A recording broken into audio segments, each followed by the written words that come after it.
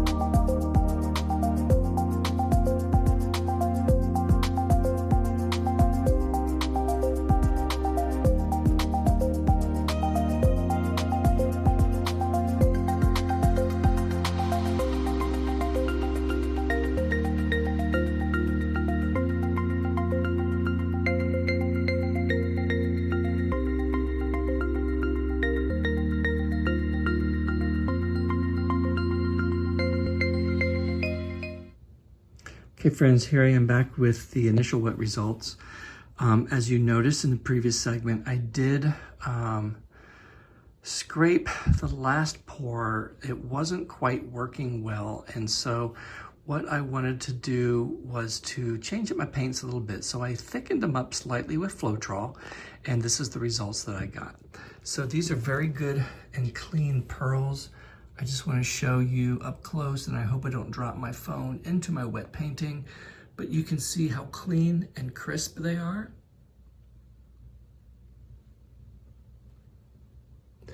And you might ask, how did I do that? And I've told you before, I don't use satin enamels. This is just Artist Loft Soft Body White, floetrol, water, and liquitex pouring medium.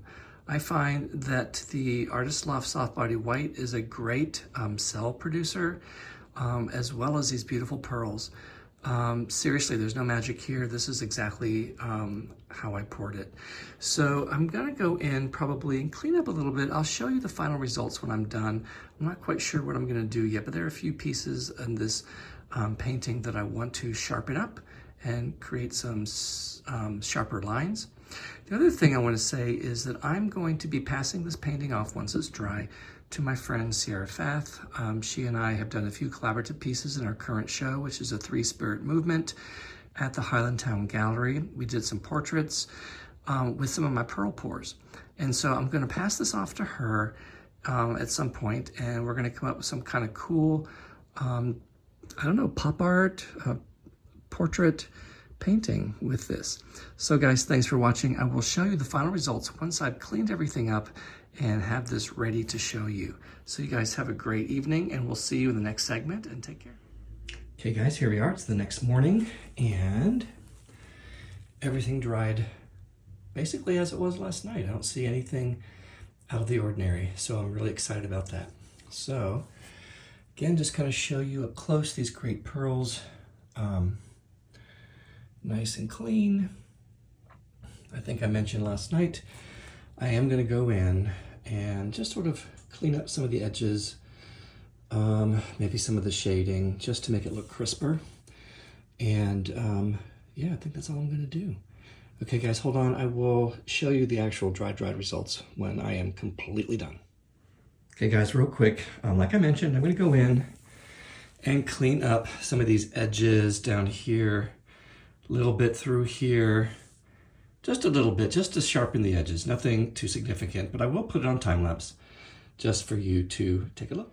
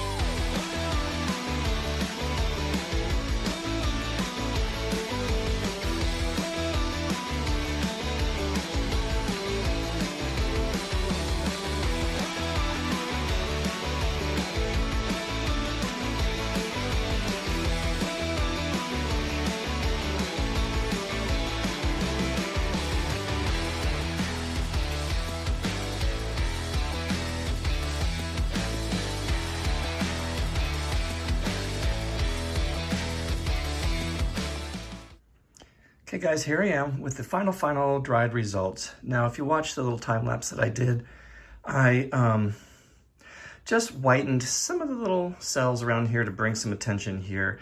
And I did some of the shaded area as well. I sort of lightened it up a little bit. You can still see it. It's not as pronounced, but it looks a little bit cleaner. And you know, I talked about maybe taking this line out, but I said, you know, I'm gonna keep it. Now, something I just want to address really quickly before I let you guys go. I said at the beginning of my video here that, lack of a better way of putting it, I started the pearl pour craze. I didn't invent it, so I want to make clear on that. I'm not saying that, hey, this is mine and something that I invented. But when I found it and had my own curiosity about developing this process, that's when I started putting out all these videos and people started to notice. And I think that's when I had a lot of subscribers come onto my YouTube channel a few years back. So anyway, every once in a while I go back from this. I take a break from doing dump and swirls, and I start doing pearl pours just because they're kind of fun and they're exciting. So I'm going to move in one last time and just show you the details. Again, nice clean pearls. I just sort of lightened up this area over here. You can still see the shaded areas of it. It's still drying. I like these over here because of that dark background, except for the shadow of my hand. And then this edge over here. Yeah, so that's basically it, guys. Who knows, I may do another one. I'm thinking about doing another dump and swirl because I want to make some of my own colors and make some muted colors. I have a color scheme that I'm going to use. So guys, I hope you enjoyed this. Hope I didn't talk too much, which, you know, happens. And we'll see you real soon.